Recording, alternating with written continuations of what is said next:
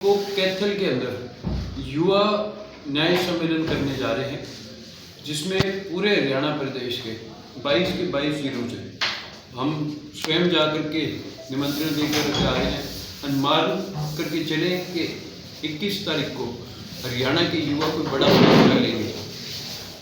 फिलहाल में सिरसा में जो रैली की थी, उनका सीधे तौर से ये कहना था कि वो इनेलो पार्टी तो आगे बीजेपी की गोदी में जाकर बैठ जाएगी और इनको वोट ना देना। क्या कहेंगे दीपेंद्र को?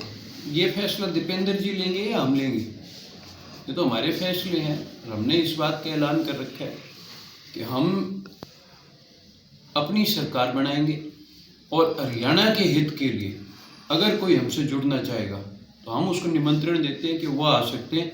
हम किसी के पास चल करके नहीं जाएंगे। अगर जैसे उचाना की बात की जाए, उचाना काफ़ी हॉट सीट है, आपके पिताजी भी कह चुके हैं हम यहाँ से उचाना से सीएम पद का कैंडिडेट देंगे, और साथ के साथ वहाँ दुष्यंत चौटाला भी अब कह रहे कि हम वहाँ से लड़ेंगे। तो क्या आपके पिताजी वहाँ से चुनाव लड़ेंगे? क्या कहना चाहेंगे? देखिए, इस बात का फैसला तो पार्टी हाईकमान करेगा और अभय सिंह जी ही इस बात पर ज़्यादा बेहतर आपको जवाब दे सकते हैं। पर जहाँ तक बात आई दुष्यंत की, मैं तो निमंत्रण देता हूँ कि आके लड़ो तो उचाना में। पर सर, इनकी बात की जाए, आप अगर आपकी आज जैसे युवाओं ने मांग उठाई है कि हिसार लोकसभा क्षेत्र से आप चुनाव लड़ें, तो क्या कहना चाहेंगे? कुरुक्षेत्र से भी बात आ रही है, हिसार से भी आ रही है। देखिए, वही जैसे मैंने आपको पहले कहा कि ये फैसले पार्टी हाईकमान के होंगे।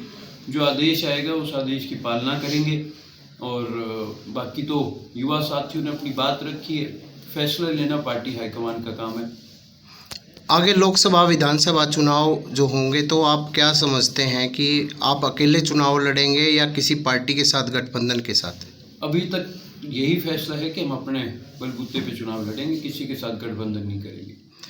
मैंने कहा, हरियाणा हित के लिए कोई हमारे पास चल करके आएगा और हरियाणा के भविष्य के लिए कोई हमारे पास चल करके आएगा तो हम उस पर विचार करेंगे, लेकिन हम चल करके किसी के पास नहीं जाएंगे। आज के दिन हरियाणा प्रदेश का युवा बेरोजगारी की मार में मरा हुआ है। लगभग 4.25 लाख सरकारी नौकरियां खाली पड़ी हैं, और कई ऐसे ज़िले हैं जो नशे की चपेट में आए हुए हैं, पर सरकार उस पर कोई कार्रवाई नहीं कर रही।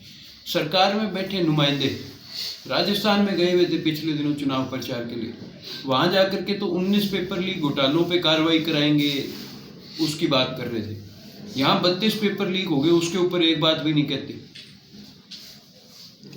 तो सर, अभी हाल फिलहाल में जो हरियाणा में जो रेड लगी है, दिलबाग जी हुड्डा के भी लगी है, तो क्या कहना चाहेंगे? लगातार ईडी की सब जगह रेड पड़ रही, क्या कहना मैं चाहेंगे? इन बातों पे टिप्पणी नहीं करना चाहूँगा। इन पे जिनके साथ हुआ है या तो आप उनसे बात करें, और सरकार में बैठे लोग प्रेशर बना रहे हैं, और तो क्या है। अब जैसे दीपेंद्र हुड्डा, भूपेंद्र हुड्डा दावा करते हैं हम आगे सरकार बनाएंगे कांग्रेस की, तो क्या कहेंगे आप? दावे करिए, जब बन जाएगी जब बात कर लेंगे।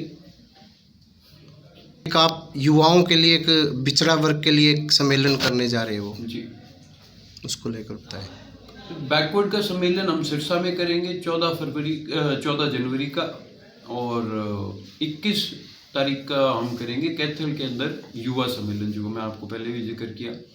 और दोनों बड़े सम्मेलन होंगे, बैकवर्ड का भी बड़ा होगा, और युवा तो मैंने जैसे बताया कि युवा आकर के उस दिन फैसला सुनाएगा कि हरियाणा का युवा आगे क्या चाहता है।